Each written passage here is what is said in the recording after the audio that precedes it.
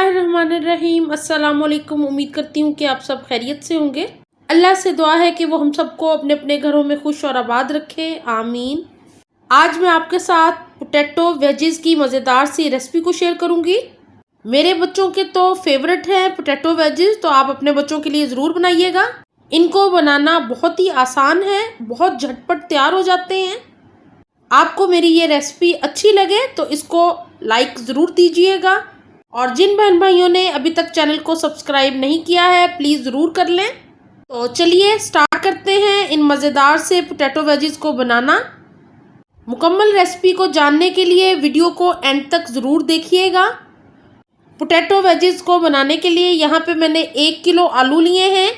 एक साइज़ के आलू लिए हैं, छिलका इनका उतार के इनको धो लिया मैंने।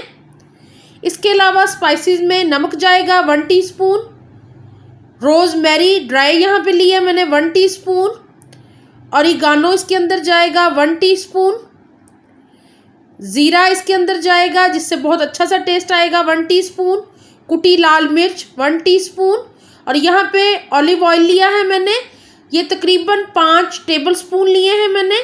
और ये सारी चीज़ें हम इस्तेमाल करेंगे पोटैटो वेजिस को बनाने के लिए। सबसे पहले पोटैटो वेजिस को बनाने की तैयारी कर लेते हैं। तो यहाँ पे मैंने आलूओं को छील लिया था और इस तरह के हमने इनके मोटे मोटे पीसेस कट करने हैं। बहुत बारीक मत कीजिएगा, वो फिर देखने में भी अच्छे नहीं लगते, तो वो बिल्कुल चिप्स की तरह लगेंगे आपको।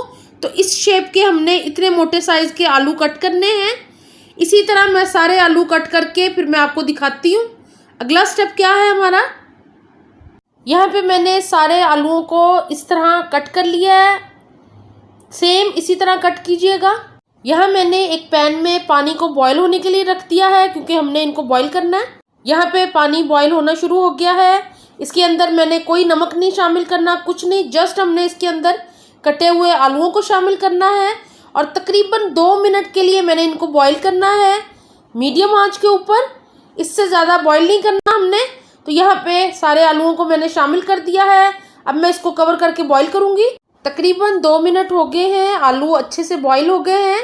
इनको हमने हाफ डन करना है, बिल्कुल कुक नहीं करना, क्योंकि हमने इनको ओवन में बेक भी करना है। तो यहाँ पे ये देखें आलू इस तरह के तैयार हो गए हैं। अब मैं इनको पानी में से निकाल लूँगी।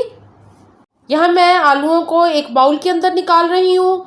पानी बिल्कुल निकाल दीजिएगा इसके अंदर से, और इनको बाउल में शामिल करने के बाद हम ठंडा करेंगे।